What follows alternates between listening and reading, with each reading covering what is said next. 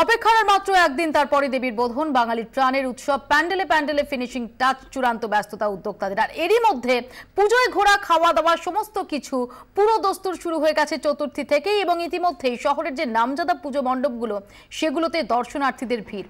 আমাদের প্রতিনিধিরা বিভিন্ন জায়গা থেকে রয়েছেন আপনাদের সরাসরি সেই পুজোর স্বাদ পৌঁছে দেওয়ার জন্য। যারা রয়েছেন তাদের কাছে প্রথমেই আপনাদের নিয়ে যাব। আমাদের সঙ্গে সরাসরি রয়েছেন দেবারতী ঘোষ, দেবারতী রয়েছেন নবীনপল্লী থেকে, রয়েছেন সোমা দাস নাকতলা উদয়ন সংঘ থেকে, দেশপ্রিয় পার্ক থেকে রয়েছেন মৌমিতা চক্রবর্তী, এবং আমাদের সঙ্গে একডালিয়া এভারগ্রিন থেকে রয়েছেন এভারগ্রিন কমলিকা সেনগুপ্ত। তার পাশাপাশি চেতলা অগ্রণী এবং সুরুচির ছবি আপনারা সরাসরি দেখতে পাচ্ছেন। আমি প্রথমে মৌমিতার কাছে আসি। মৌমিতা, গতবার এই দেশপ্রিয় পার্কের পুজো সবচেয়ে বড় দুর্গা, সেটা ভীষণ সাড়া ফেলেছিল, কিন্তু তারপর আমরা দেখেছিলাম যে খুব হতাশার মধ্যে দিয়ে সে বছরের যাত্রা শেষ হয়। এবার হাজার হাত তাদের ইউএসপি একটু আমাদের দেখাবে প্লিজ, যে দর্শকরা এখনো অব্দি 24 ঘন্টার মাধ্যমে দেখে উঠতে পারেননি এই হাজার হাতটা। মৌপিয়া, প্রথমেই বলে রাখি যে আমি যেখানে দাঁড়িয়ে রয়েছি টেকনিক্যাল কারণে সেখান থেকে কিন্তু হাজার হাতের প্রতিমা দেখানো সম্ভব না, তবে আশা করছি আমরা ইতিমধ্যেই হাজার হাতের প্রতিমা কিন্তু কিছুক্ষণ আগেও দেখিয়েছি।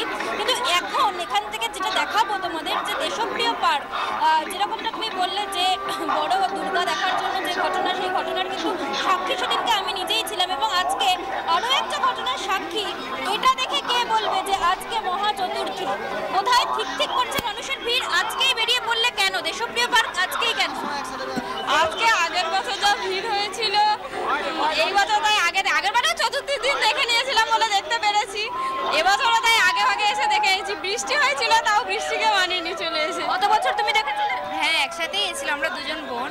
আগের বছরে দেখেছিলাম, চতুর্থীতেই এসেছিলাম, কারণ প্রচণ্ড ভিড় হবে বলে। এই বছর তাই চতুর্থীতেই এসেছি, তাও যা ভিড় আজকেই, তাহলে ষষ্ঠী সপ্তমী কী হবে তো বুঝতেই পারছি। কেমন লাগছে? পুলিশ তো প্রচুর পরিমাণে এখানে রয়েছে, কতটা সেফ এবং ভালোভাবে ঠাকুরটা দেখা গেল? হ্যাঁ, ভালোভাবে দেখা যাচ্ছে। ওই একটু ক্যামেরা, ছবি তো সবাই তো ক্যামেরা বন্দি করবেই, ওর জন্য একটু সময় লাগছে। এমনি পুলিশ ব্যবস্থা ভালোই আছে। আর যেমন যে তোমাকে মৌপিয়া দেখালাম, যারা বলছেন যে এখানে যেহেতু যেখানে আমি দাঁড়িয়ে রয়েছি এতটাই এখানে নিরাপত্তার কড়াকড়ি করা হয়েছে, এবং গতবারের যে ঘটনা, সেই ঘটনা যেহেতু প্রচণ্ড পরিমাণে দাগ ফেলেছিল, যে লনে আমি দাঁড়িয়ে রয়েছি, যে রাস্তায় দাঁড়িয়ে রয়েছি, সেই রাস্তা থেকেই কিন্তু একমাত্র এদিক থেকে ঢুকতে দেওয়া হচ্ছে, এবং অন্য দিক থেকেই কিন্তু চেষ্টা করা হচ্ছে যে বের করে দেওয়ার। অর্থাৎ এবার গতবারের ঘটনা থেকে শিক্ষা নিয়ে এবারে কর্মকর্তারা তারা আরো অনেক বেশি সতর্ক। আমি চলে যাব নাকতলা উদয়ন সংঘে, সোমা সেখানে রয়েছেন। সোমা,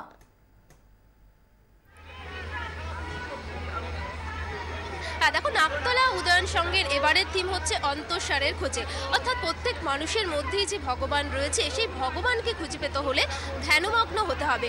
মৌপিয়াদি, তোমাকে আমি দেখাবো যে দেখো এখানে যে প্রতিমা করা হয়েছে, প্রতিমাও কিন্তু তিনিও কিন্তু ধ্যানমগ্ন অবস্থায় রয়েছেন। এখানে পুজো উদ্যোক্তারা যেটা জানাচ্ছেন যে তাদের যে থিম করা হয়েছে সেই থিমের বৈশিষ্ট্যই হচ্ছে যে মানুষের মধ্যে যে ভগবান রয়েছে সেই ভগবানকে খুঁজে পাওয়া। সেই ভগবানকে খুঁজে পেতে হলে কিন্তু আমাদের এই পার্থিব জগৎ থেকে, ভোগবাদ থেকে বেরিয়ে এসে একেবারে ধ্যানমগ্ন হতে হবে। তবে দেখো, এই কলকাতার আজকে অনেক বড় বড় পুজোয় সেখানে দর্শনার্থীরা যাচ্ছেন, সেখানে দেখছেন, দেখার পরে কিন্তু কিছুটা হয়তো এখানে মেডিটেশনের প্রয়োজন আছে, কারণ প্রচুর মানুষ আসছেন। দেখেই মনে হচ্ছে যে তারাও কিন্তু অন্তঃসারের খোঁজে আসছেন। দেখো, আজকে চতুর্থীর দিনেও কিন্তু প্রচুর মানুষের ভিড় হয়। নাকতলা উদয়ন সংঘ, সেখানে প্রচুর মানুষ আসেন, এখানে প্রতিমা দর্শন করতে আসেন, কিন্তু চতুর্থীর দিন থেকেই যে এত মানুষের ভিড় হবে সেটা কিন্তু অনেকেই বুঝতে পারেননি। তার জন্য এখানে যে সিকিউরিটি ব্যবস্থা সেটাও জোরদার করা হয়েছে, কারণ গত বছরই আমরা দেখেছি যে দেশপ্রিয় পার্কে যে ঘটনা ঘটেছিল সেই ঘটনা যাতে কোনো রকম পুনরাবৃত্তি না হয় তার জন্য কিন্তু সেরকম ব্যবস্থা রাখা হয়েছে, পুলিশের ব্যবস্থা রাখা হয়েছে। চতুর্থ দিনে প্রচুর মানুষের ঢল, তারা আসছেন। যে থিমের কথা তুমি তুলে ধরলে, অন্তঃসার এবারের থিম, এবং আমরা দেখছিলাম যে শহরের বিভিন্ন জায়গায় হোর্ডিং, যেখানে বিভিন্ন সেলিব্রিটি থেকে শুরু করে কাউন্সিলর, তাদের কর্মকর্তা, তাদের ছবি ছিল সেখানে, তারাও ধ্যানমগ্ন অবস্থায় রয়েছেন। খুব ইন্টারেস্টিং একটা থিম। আমরা আবারও তার বিস্তারিত জানার চেষ্টা করব। যাব সোমার কাছে, একবার কমলিকার কাছে চলে যাব। কমলিকা, একডালিয়া এভারগ্রিন, আমরা যখন দেখি যে কলকাতার বিভিন্ন জায়গায় থিম পুজোর রমরমা, একডালিয়া এভারগ্রিনে কিন্তু আমরা সেই সাবেকিয়ানার যে ছোঁয়াটা সেটা খুব গভীরভাবে দেখি। এবারও কি সেটা অব্যাহত, সেই ট্র্যাডিশন অব্যাহত?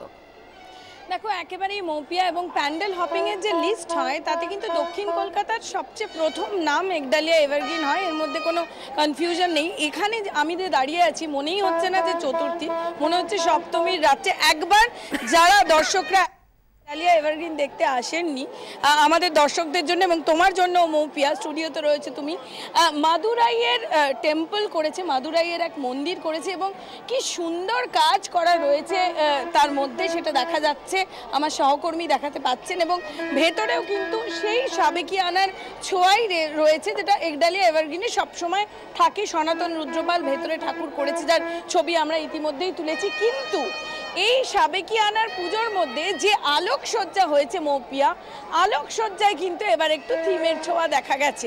এই আলোকসজ্জার টোটালটাই কিন্তু জঙ্গল বুক করা হয়েছে এবং আমি আমার সহকর্মী ক্যামেরা পার্সনকে বলবো যে কার্টুন ক্যারেক্টার নিমো, সেই কার্টুন ক্যারেক্টার নিমোকে কিন্তু দেখা যাচ্ছে, যে মাছ নিমো কার্টুন ক্যারেক্টার, এবং এই টোটাল আলোকসজ্জার নাম দেওয়া হয়েছে কিন্তু জঙ্গল বুক, যেখানে আমরা দেখতে পাচ্ছি চারিদিকে কিন্তু সেই নিমোকে দেখা যাচ্ছে আলোকসজ্জায়। সুতরাং আলোকসজ্জায় কিন্তু একটু থিমের ছোঁয়া রয়েছে এই গোটা। আর একডালিয়া এভারগ্রিন মানেই একটা পরিবেশ। চতুর্থীর দিন কিন্তু আমার পেছনে দেখো কিভাবে যেরকমভাবে সবসময় দেখা যায় যে ফুচকার দোকান, আইসক্রিমের দোকান এগুলো রয়েছে। এবং আরেকটা গুরুত্বপূর্ণ বিষয় মৌপিয়া হচ্ছে 30টার ওপরে সিসিটিভি ক্যামেরা কিন্তু এই প্রথম একডালিয়া এভারগ্রিনে বসানো হয়েছে গোটা প্যান্ডেলের ভেতরে, যার নজরদারি চলছে এর পেছনে যে ক্লাব, সেখান থেকে কোনো রকম কোনো আনটুয়ার্ড ইনসিডেন্ট যাতে না ঘটে। মৌপিয়া, আমি আসবো কমলিকা, এবং যে সময় ক্যামেরাটা ঘুরছিল তখন অত্যন্ত লোভনীয় ফুচকার স্টল, সেটাও আমাদের চোখে পড়লো, যে ফুচকা দেখে লোভ সামলানোটা সত্যি সত্যি খুব ডিফিকাল্ট। আমি একবার দেবারতির কাছে যাব। দেবারতি রয়েছে নবীন পল্লীতে। দেবারতি, নবীন পল্লীর মণ্ডপ কিভাবে সেজে উঠেছে?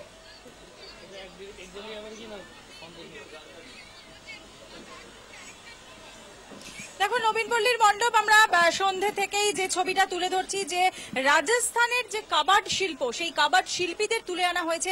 প্রায় 500 বছরের পুরনো এই শিল্প, এবং সেই শিল্পকে তুলে এনেই একেবারে একটা ছোট্ট কাবাডের মতোই কিন্তু গোটা মণ্ডপটা তৈরি করা হয়েছে। একের পর এক দরজা ঠেলে ঠেলে ঢুকতে হচ্ছে। মৌপিয়া, যেটা বলবো যে দেখো উত্তর কলকাতা মানেই কিন্তু তুমি দেখতে পাচ্ছ যে এখানে অদ্ভুতভাবে, যেটা অন্য কোথাও দেখা যায় না, সমস্ত মহিলারা একেবারে সন্ধে থেকে উপস্থিত হয়ে গিয়েছেন এবং তারাই এখানে যারা আসছেন তাদেরকে এন্টারটেইন করছেন। অর্থাৎ আমরা রয়েছি, আমাদেরকেও কিন্তু এন্টারটেইন করার জন্য এখানকার মহিলা বাহিনী রয়েছে। এবং এই মুহূর্তে আমার পাশে যিনি রয়েছেন, সব বয়সের কিন্তু সবাই রয়েছে, এবং ইনি কিন্তু আমার পাশে যিনি রয়েছেন ওনার সাথে একটু আগে আমিও আড্ডা দিচ্ছিলাম। উনি বলছেন উনি হেডমিস্ট্রেস দমদম গভর্নমেন্ট স্কুলের, এবং স্কুলের ছুটি পড়েছে সোজা একদম মণ্ডপে। মানে এই যে মেজাজটা, এই মেজাজটা ঠিক উত্তর কলকাতার কতটা? মানে উত্তর কলকাতা মানেই রকবাজি, আড্ডা। তো আমাদেরও সেই, আমরা স্কুল যেই কাজ শেষ এবার আড্ডা শুরু। চলে এসছি একদম স্কুল থেকে, শাড়িও ছাড়িনি, সেই শাড়ি পরেই চলে এসছি এবং এখন আড্ডা দিতে প্রস্তুত। সারা রাত আমাদের আড্ডা চলবে। যারা ভিজিটার্স আসবে তাদের বোঝানো, যারা জাজেস আসবে তাদের বোঝানো, এর সাথে ফাঁকে ফাঁকে আড্ডা, ঝালমুড়ি খাওয়া, কখনো গিয়ে একটু ফুচকা খেয়ে আসা, আবার কখনো কখনো আমরা আর অন্তাক্ষরীও খেলি। ছোট্ট করে শুনে নিতে চাইবো যে মণ্ডপ সজ্জাটা